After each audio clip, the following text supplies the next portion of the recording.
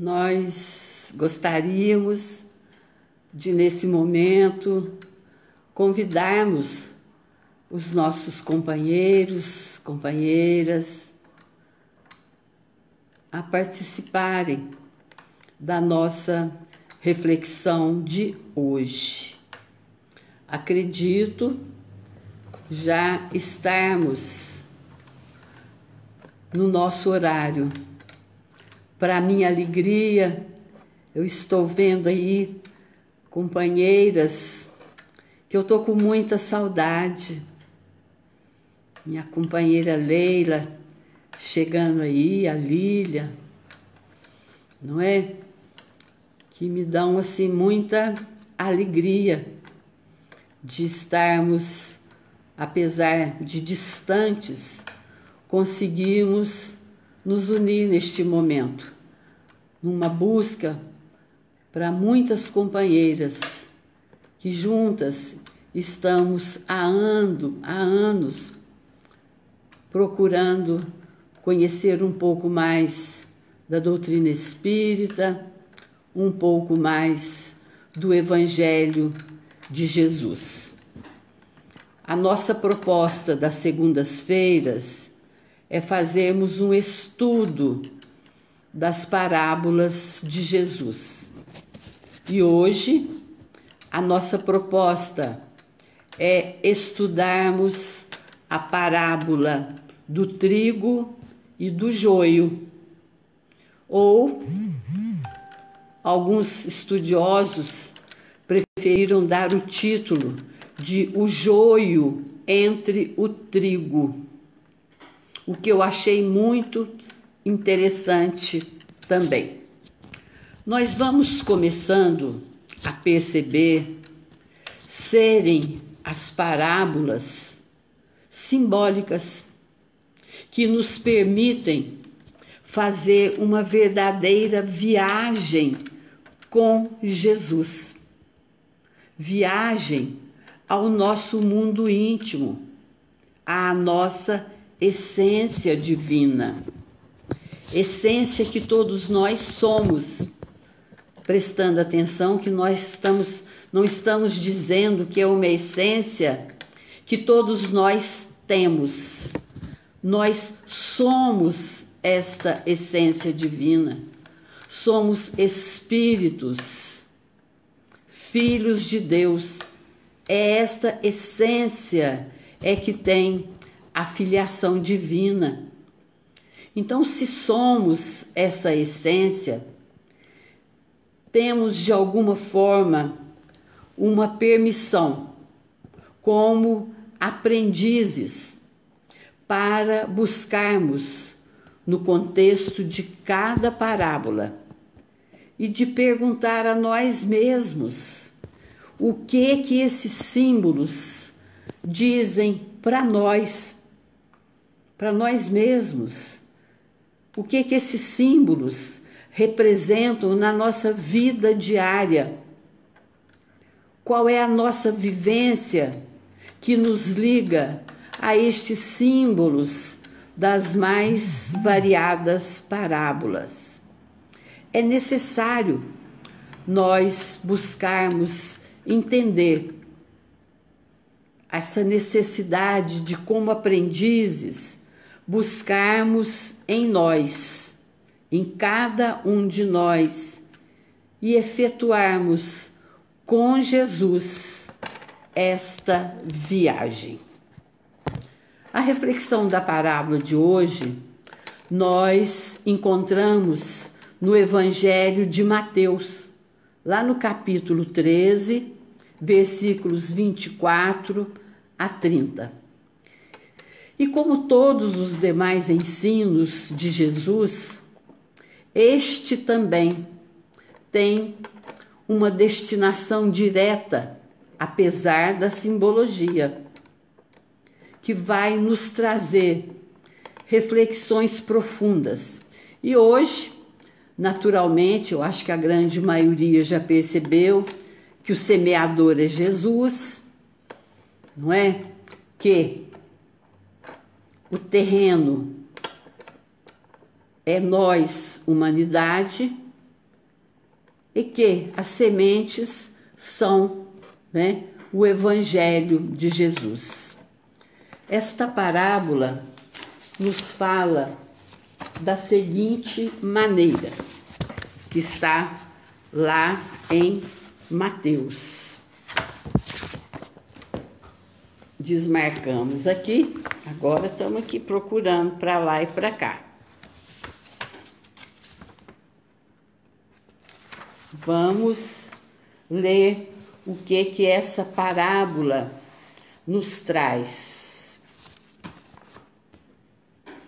Não é por falta de livro aqui que nós não estamos lendo a parábola. Diz o seguinte: o reino de Deus é semelhante a um homem que semeou boa semente no seu campo. Mas enquanto os homens dormiam, veio um inimigo dele, semeou joio no meio do trigo e retirou-se. Porém, quando a erva cresceu e deu fruto, então apareceu também o joio. Chegando os servos do dono do campo, disseram-lhe: Senhor, não semeastes boa semente no teu campo? Pois de onde vem o joio? Respondeu-lhes: Homem inimigo é quem fez isso. Os servos continuaram: Queres então que vamos arrancá-lo? Não, respondeu ele, para que não suceda que, tirando o joio, arranqueis juntamente com ele o trigo. Deixai crescer ambos juntos até a ceifa.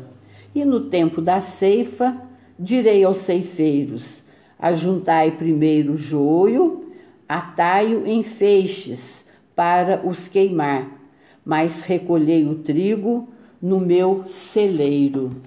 Assim foi escrito por Mateus.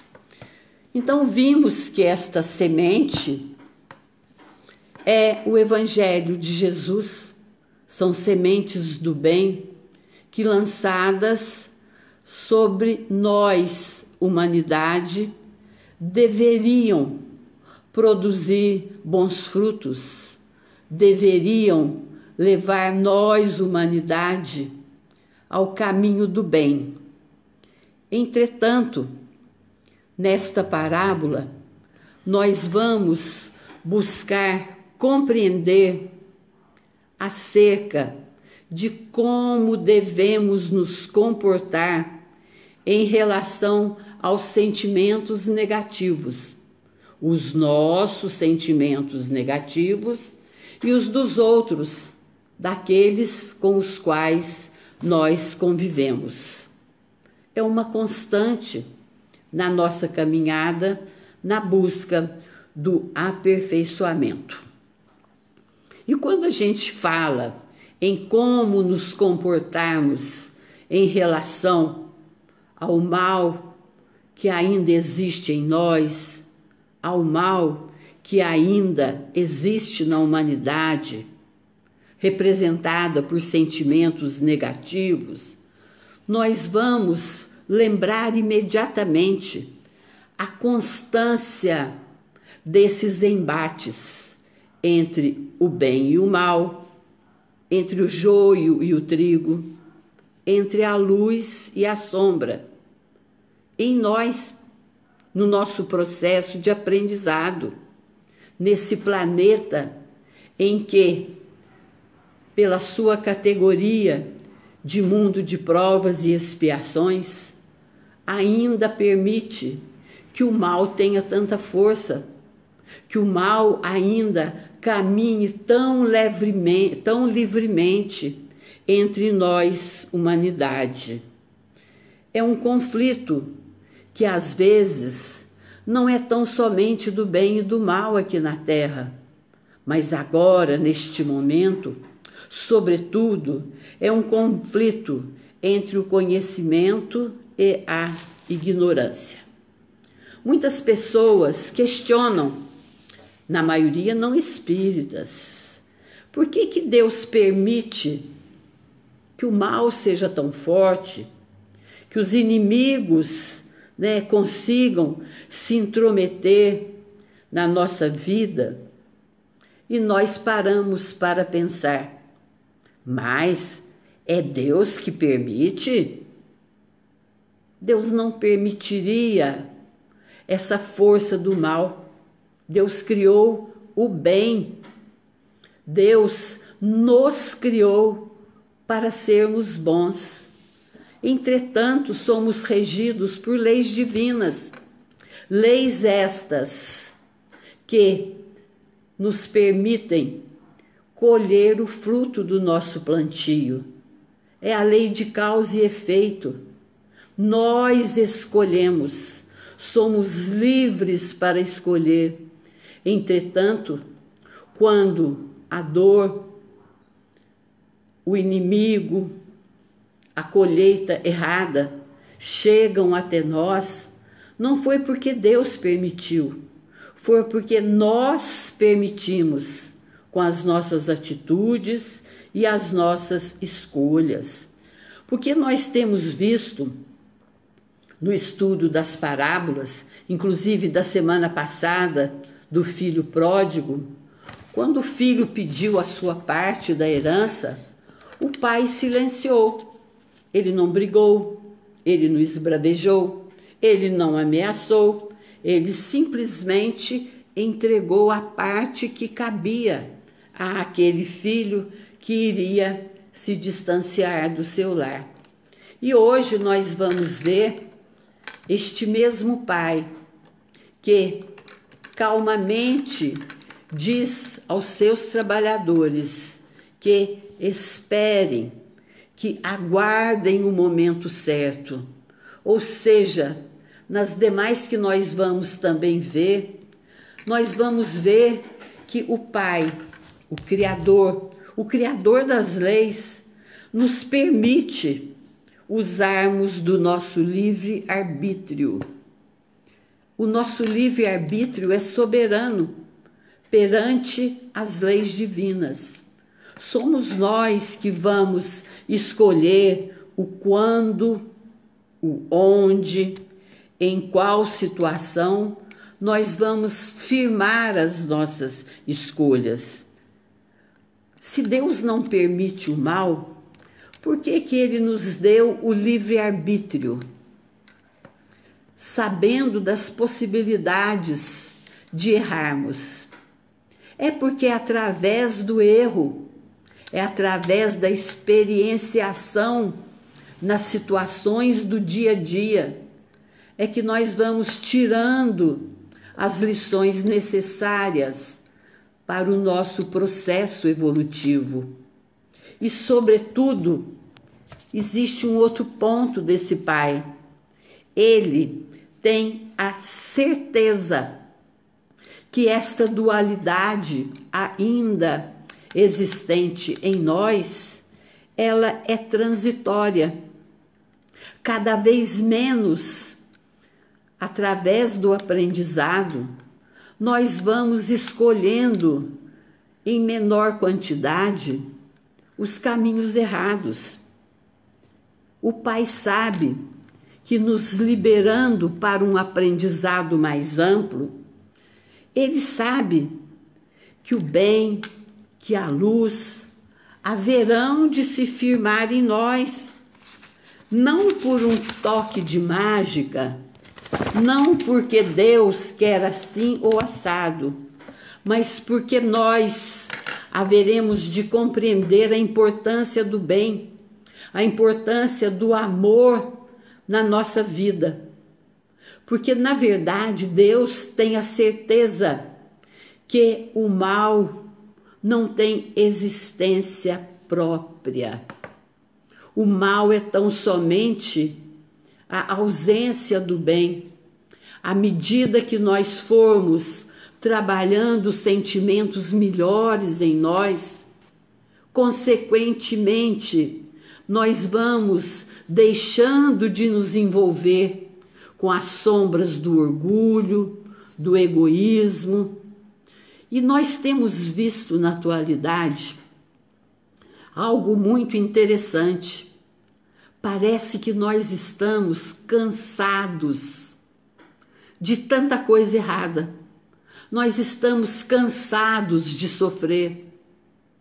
Nós estamos cansados de receber as consequências dos nossos desatinos, das nossas indisciplinas. É como se agora nós estivéssemos acordando de um sonho, de um pesadelo. E naquele acordar nós estamos com sede, com fome, com sede de luz, com fome de paz. E mais do que nunca, nós estamos acordando de um pesadelo, com uma vontade enorme de deixar brilhar a nossa luz. E o Pai sabe disso. Por isso, Ele silencia, Ele espera o momento certo. Mas mudando um pouquinho de assunto, alguém de vocês já viu um pé de joio? Um galinho de joio? Alguém de vocês já viu uma gravura de um joio? Eu acho que muito poucos de nós vamos responder que sim, que nós sabemos o que é um joio. O trigo todos nós sabemos, aquela sementinha bonita em volta ali, olha, daquele núcleo que muitos de nós recebemos, enfeitando o buquê de rosas no dia do aniversário, vemos nos enfeites de Natal. É muito lindo a figura do trigo.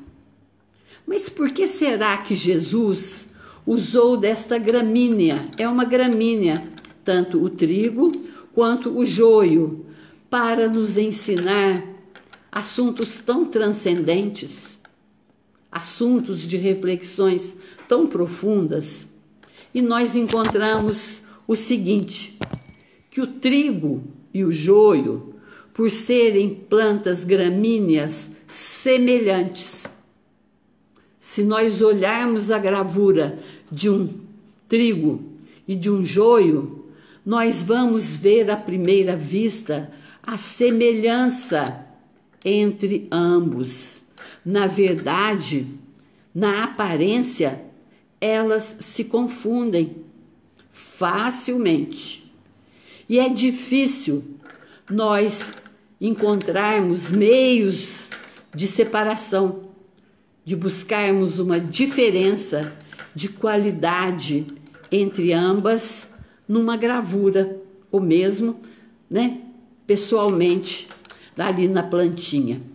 Então, nós vamos entender que elas são muito semelhantes durante o crescimento de ambas. Durante o crescimento de ambas.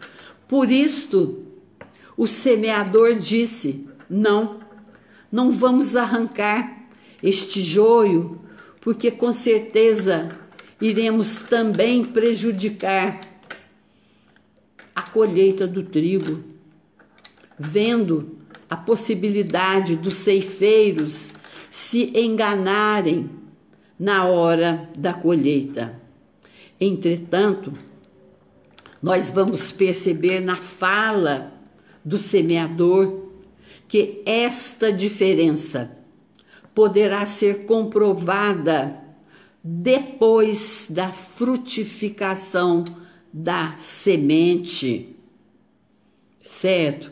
Se nós não conseguimos levar, entender, ver a diferença na fase da sementeira, na hora da frutificação, quando nós apertarmos ali, olha, as sementinhas, nós vamos ver que a semente do trigo é muito diferente. A semente que produz o pão, esse alimento sagrado, não é? É muito diferente da semente do joio, que na verdade não serve na produção de alimentos para quase nada. Poderá até mesmo fazer mal para o organismo. Então nós vamos fazer uma analogia com a nossa produção íntima, com a produção do nosso campo, daquilo que nós estamos semeando. E também, por analogia, nós vamos perceber a dificuldade que às vezes temos para separar dentro do nosso campo íntimo o joio do trigo durante a sementeira. Temos que esperar a frutificação, que no nosso campo íntimo nós chamaremos de maturidade espiritual.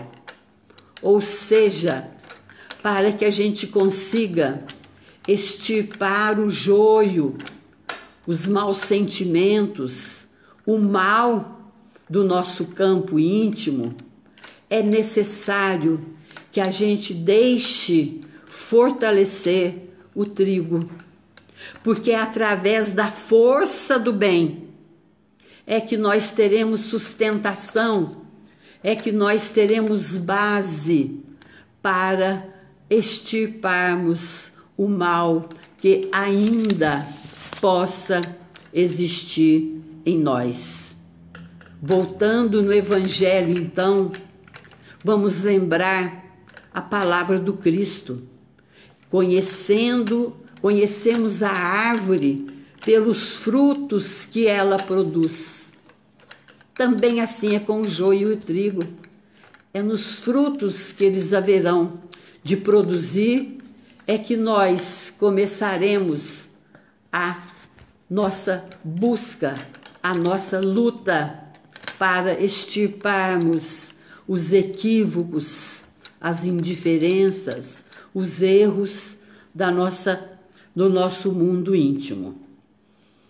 E tem uma outra coisa muito interessante, uma outra observação que poderia nos passar até meio despercebido, nós que ainda não atenamos a essa semelhança entre o joio e o trigo. E também nos pesquisadores, nós descobrimos o seguinte: eles são iguais quando semeados, mas naturalmente, no crescimento para a frutificação, o joio é mais comprido e mais fino que o trigo.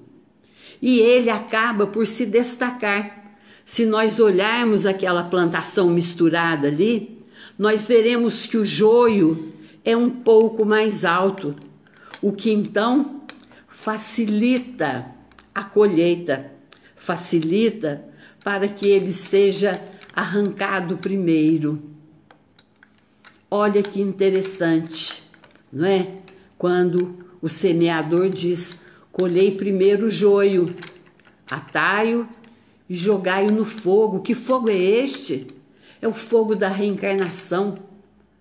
É o fogo que haverá de queimar na luta, no sofrimento, aquilo que nós precisamos extirpar em nós.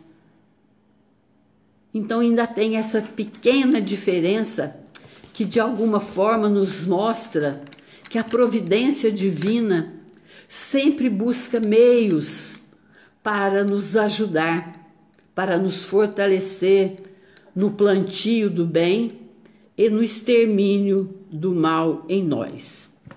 Lá no Livro dos Espíritos, numa das perguntas a respeito da força do mal, nós ouvimos a seguinte resposta: porque os maus são audaciosos e os bons são tímidos. Está lá no Livro dos Espíritos.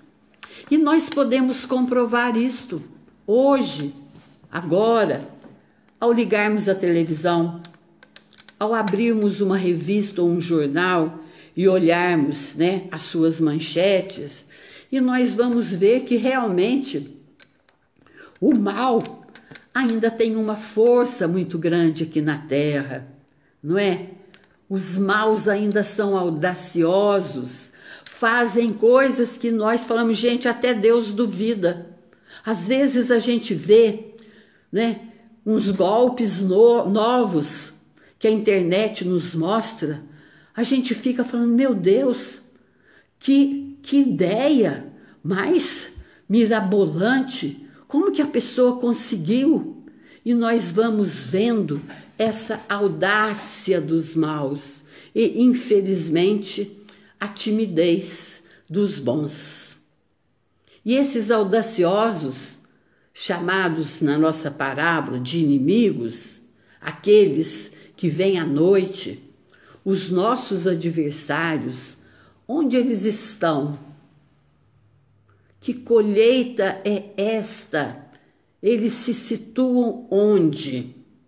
A primeiro grupo, nós poderíamos chamar assim, de inimigos, estão junto de nós, estão dando os mesmos passos que nós, eles estão em nosso entorno, estão plantados no círculo das nossas amizades, nos nossos ambientes de trabalho e, sobretudo, no nosso ambiente doméstico.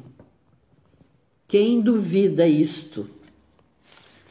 Nós sabemos, né, que estão plantados no nosso lar espíritos com os quais nós temos necessidades de nos reencontrarmos. Espíritos, né, que nós separamos através do plantio do joio e precisamos nos unir. Quem duvida disso? Nenhum de nós. Que é dentro do nosso lar um dos maiores desafios de plantio que nós temos. E compreendemos também que a solução não é arrancar essas pessoas da nossa vida, extirpando da nossa vida. Não é a solução, porque se não resolvemos hoje, teremos que resolver amanhã. Então, a necessidade básica de encontrarmos esses chamados inimigos que vêm semear muitas das vezes tristezas e lágrimas nos nossos dia a dia, nós temos uma necessidade primordial de aprendermos a crescermos junto com eles. Lá na parábola, deixe crescer junto. Naturalmente, cada um no seu papel, com a necessidade de nós aprendermos a identificá-los, mas identificando-os, nós os transformemos em nossos campos de trabalho, em nossos campos de futuras colheitas, plantando as sementes da paciência, do respeito, do perdão. Nós encontramos num livro que se chama Dicionário da Alma, do Chico Xavier, uma das definições de inimigo, das mais bonitas que nós já vimos. Vem de Emmanuel, não é de estranharmos, né? Que é de Emmanuel. Olha o que ele nos diz. Inimigo, em qualquer caso, é terreno que precisamos recuperar para o plantio de nossa felicidade por vindoura. Então não é a erva, não é o terreno que vai ser limpo, né, na violência, extirpando os inimigos do nosso caminho, mas é um terreno a ser recuperado. Às vezes uma recuperação difícil, que nos pede o uso do trator, da enxada, que nos pede a construção de um muro de arrimo, para que a gente recupere aquele terreno, não é? E nos dê a possibilidade de um plantio produtivo no futuro. Estes são os inimigos, entre aspas, os desafetos encarnados que nós encontramos no nosso dia a dia, que não podemos negar, não podemos ignorar, mas conforme dissemos, identificá-los para a necessária recuperação. Mas existe também um outro grupo de inimigos. Quem são eles? Falamos dos inimigos encarnados, né? Aqueles que comem à nossa mesa, né? Que trabalham na mesa ao lado, não é? Mas existem aqueles inimigos desencarnados, aqueles que chamamos obsessores. Hoje inimigos, mas na grande maioria das vezes, amigos, comparsas de passado, aqueles que já comeram à nossa mesa, que já dividiram negócios, muitas das vezes escusos, que foram mal resolvidos, que trouxeram a discórdia, inimigos que hoje nós abrimos as portas da nossa alma. Não existe uma invasão, existe, né, uma convivência. E é o nosso remorso, é a nossa culpa que abrem essas portas novamente para que haja neste terreno, né, cheio de pedregulhos, cheio de joio, haja uma recuperação. A recuperação para que no futuro, né, nós consigamos um plantio benéfico para ambos. Não, esses inimigos desencarnados, tanto quanto os encarnados, estão aí na nossa vizinhança, ligados, sobretudo, às nossas experiências pessoais. São as nossas experiências de passado que trouxeram eles à nossa intimidade, à nossa convivência hoje. E também esses desencarnados estão reclamando não uma poda intempestiva, mas um socorro sereno, uma vigilância pacífica e, novamente, para que este terreno recuperado receba sementes do amor, do perdão, da alegria. É muito inimigo, não é, gente? Encarnado, desencarnado, mas me perdoem, mas nós vamos trazer um outro grupo de inimigos. Nossa, mas será que nós temos mais? Além dos encarnados e dos desencarnados? E olha que esse inimigo que nós estamos trazendo é muita gente, é muita coisa. E eles são muito fortes. São inimigos que nós deixamos albergar no nosso coração.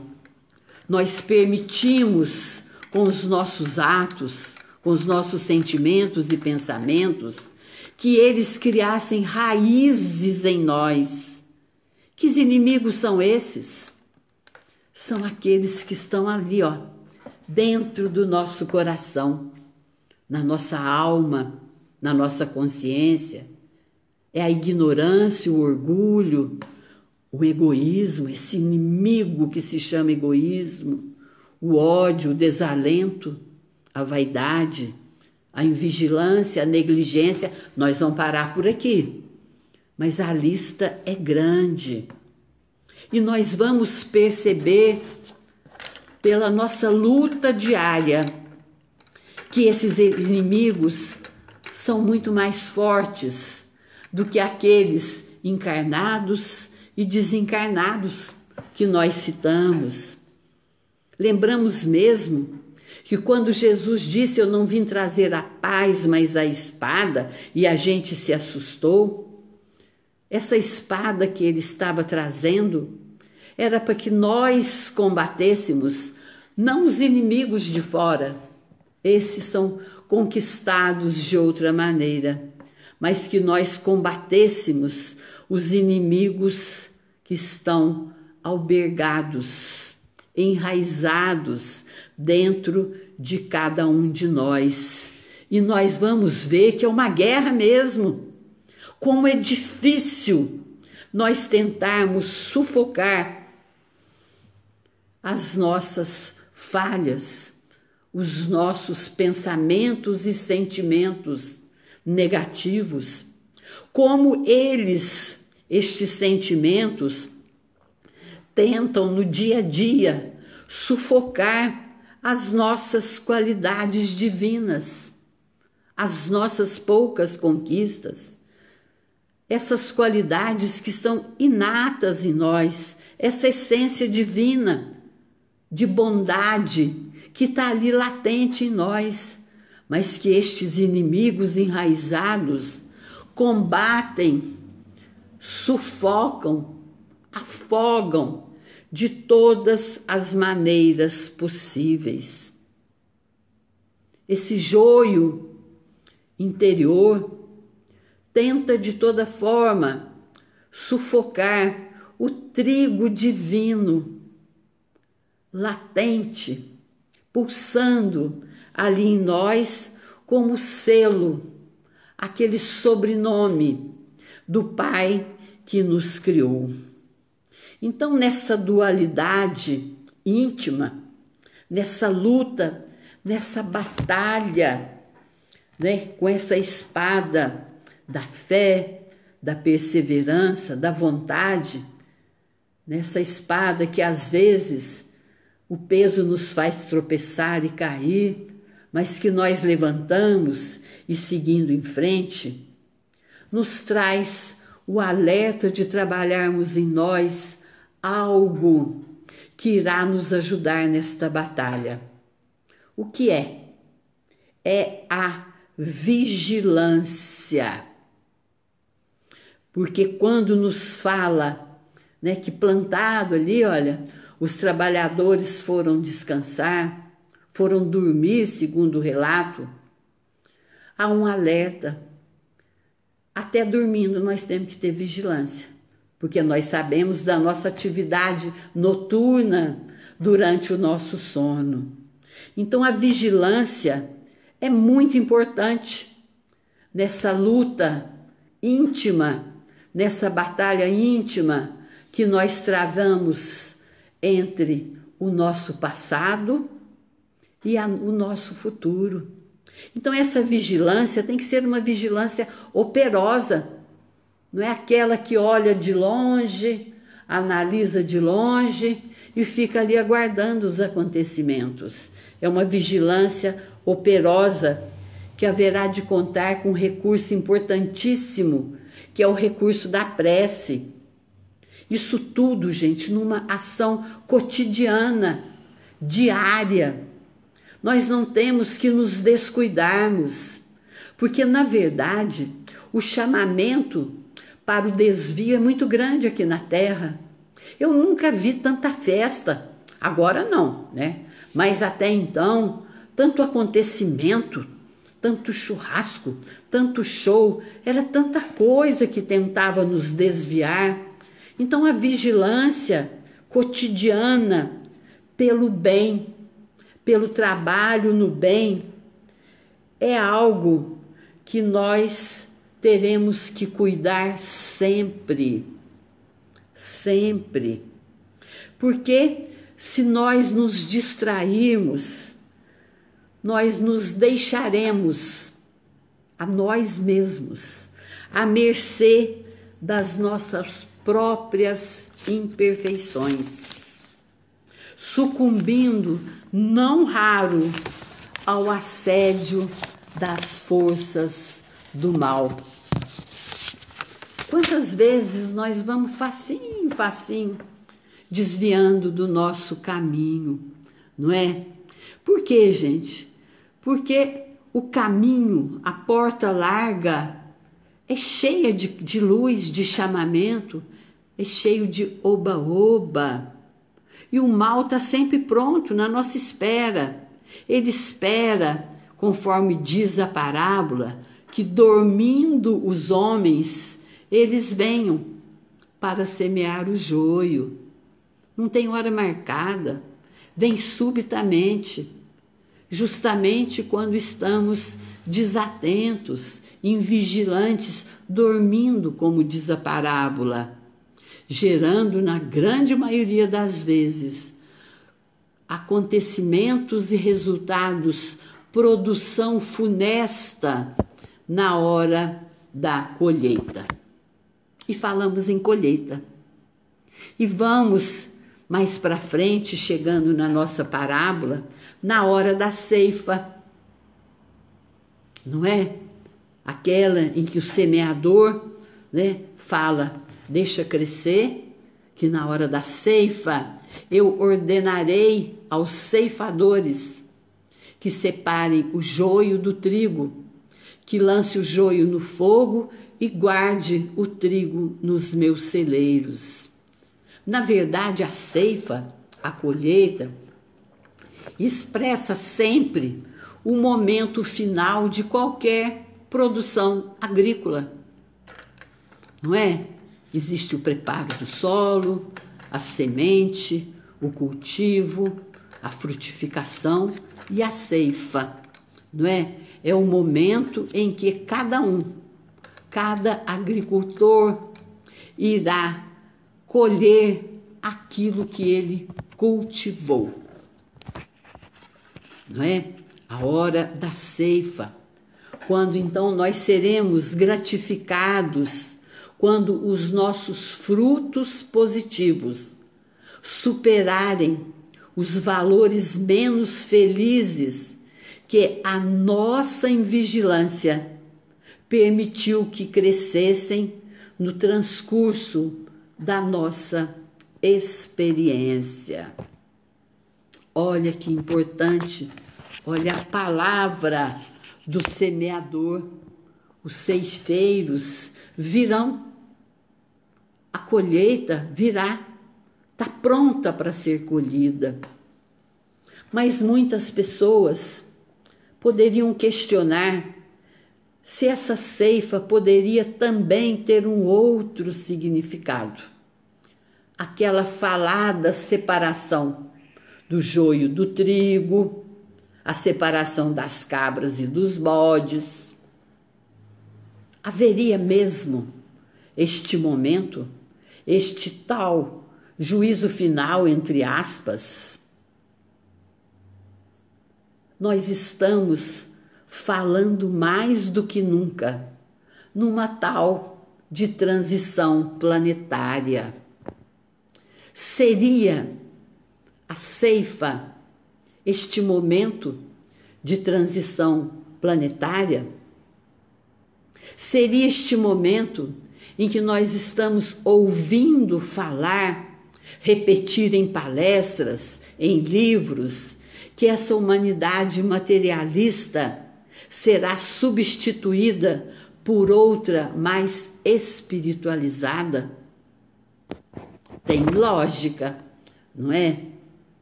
Então nós vamos sentindo que realmente haverá uma aferição do nosso aprendizado, uma aferição que será feita na nossa intimidade, por nós mesmos, não é? É esse aprendizado aferido, desenvolvido por cada um de nós, vai também neste momento da aferição nos oferecer um pacote de desafios, de dificuldades que teremos que superar. É a nossa realidade hoje, não é? Estamos enfrentando grandes desafios, estamos enfrentando dificuldades neste momento de aferição.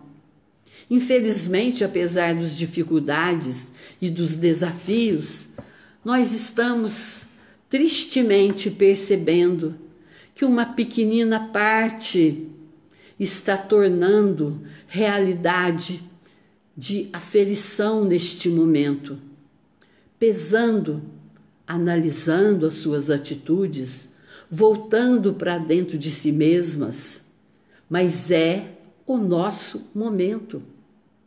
É a transição planetária que balança uma bandeirinha para nós, que desperta em nós o desejo de habitarmos um planeta melhor, sem guerras, sem covides, sem inimigos tão ferozes, não é?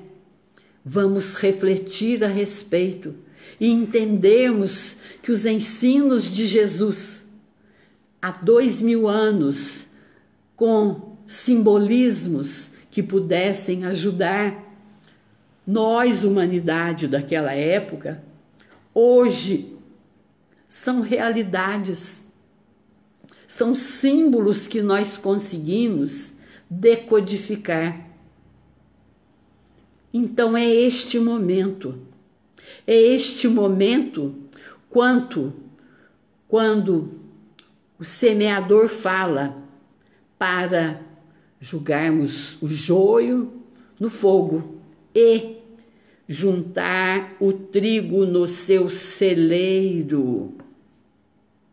O que é este celeiro divino, senão um mundo melhor, um mundo que nos mostra que neste celeiro divino só há espaço para o bem, para aqueles predispostos ao bem, para a vivência do Evangelho de Jesus. Tudo isto representando a boa semente do trigo. Quem de nós não tem vontade de ser juntado e colocado no celeiro deste semeador? Depende de nós, está na nossa mão o nosso destino. E olha, conhecimento não tem nos faltado, eles têm nos chegado de todas as maneiras, escrita, falada, vivida, não é? Oportunidade de reflexão estamos tendo mais do que nunca numa quarentena forçada, não é? Então vamos nos preparar, vamos abrir o nosso coração, vamos viajar com Jesus para dentro de nós mesmos. Vamos nos conscientizarmos que somos essência divina, que fomos criados para a perfeição, uma perfeição relativa, mas perfeição. Fomos criados para a paz, para a felicidade. E esta fome e essa sede de luz, de paz e de felicidade que ora sentimos, é porque no fundo, nós já temos consciência desta nossa destinação. E encerrando esta nossa reflexão, agradecendo do fundo do meu coração a vocês, meus companheiros e meus amigos, que me ofertaram este tempo para me ouvir, para permitir que eu, primeiramente, aprendesse um pouco mais sobre os ensinos de Jesus. É muita gratidão que eu tenho no meu coração por esta oportunidade e por este encontro.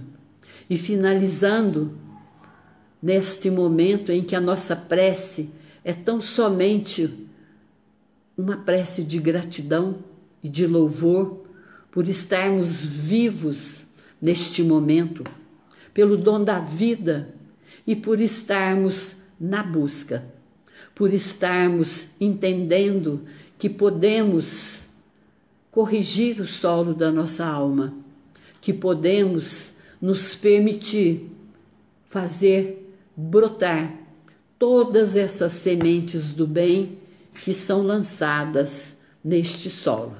Então, terminando, nós vamos trazer duas frases, duas afirmativas do irmão José, lá naquele livro maravilhoso que chama Orai e Vigiai. Ele nos fala o seguinte: caminha e chegarás. E fala também: faz acontecer a tua felicidade, a tua alegria e a tua paz. Muito obrigada. Que Jesus nos ilumine uma vez mais, iluminando a nossa mente, o nosso coração, para que os seus ensinos clareiem o nosso caminho e a nossa luz realmente possa brilhar. Boa noite, que Jesus nos ilumine, nos abençoe e, se Deus nos permitir, semana que vem estaremos novamente. E se Deus permitir, também gostaria de contar com a presença de vocês. Muito obrigada e boa noite.